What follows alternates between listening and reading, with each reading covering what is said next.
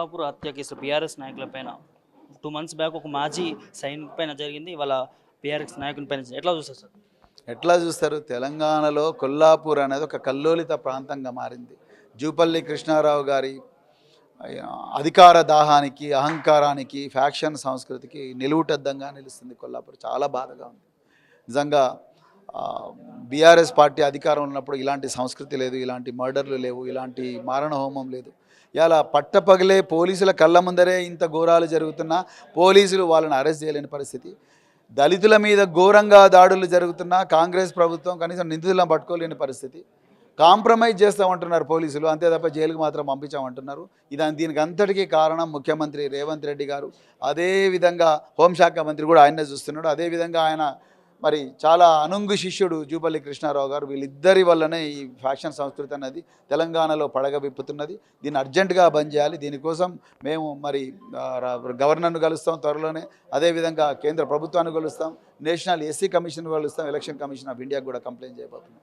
ఓవరాల్గా పాలిటిక్స్ అనేది అసెంబ్లీ ఎన్నికల తర్వాత, ఎంపీ ఎన్నికల తర్వాత నేడు రాష్ట్రంలో బీఆర్ఎస్ పార్టీ ఖతమైపోతూ ఉంది. ఓ ముగ్గురు తప్ప ఎవరు ఉండరని చెప్పి కోమటిరెడ్డి వెంకటరెడ్డి చెప్పిన ముందు కోమటిరెడ్డి వెంకటరెడ్డి కథం కాకుండా చూసుకోమని చెప్పండి.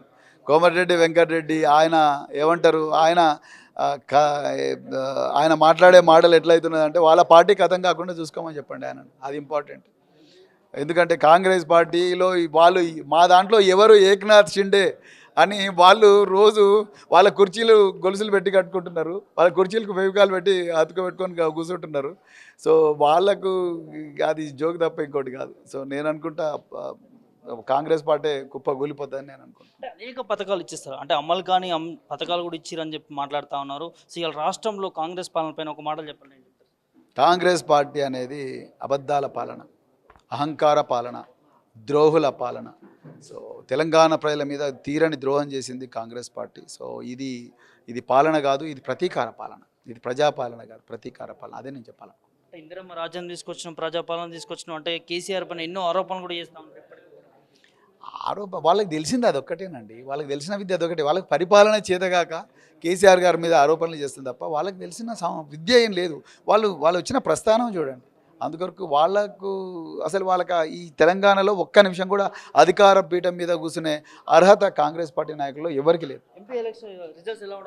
అద్భుతంగా ఉండబోతున్నాయి. తెలంగాణ ప్రజలు తప్పకుండా బీఆర్ఎస్ను పెద్ద ఎత్తున పట్టం కట్టబోతున్నారు. సో మీరు చూస్తారు కదా, చాలా గొప్పగా ఉండబోతుంది. తెలంగాణ ప్రయోజనాలు ఢిల్లీలో రక్షించబడబోతున్నాయి. తెలంగాణ మరొకసారి ఈ కాంగ్రెస్ దుష్టపాలన నుండి ఊపిరి పీల్చుకోబోతున్నది.